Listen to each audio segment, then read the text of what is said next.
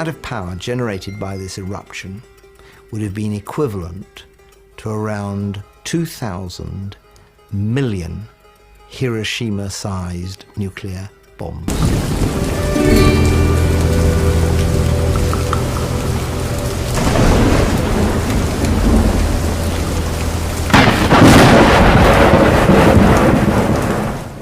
Inilah jawabannya, mengapa jejak Salakanagara seakan sirna tanpa sisa.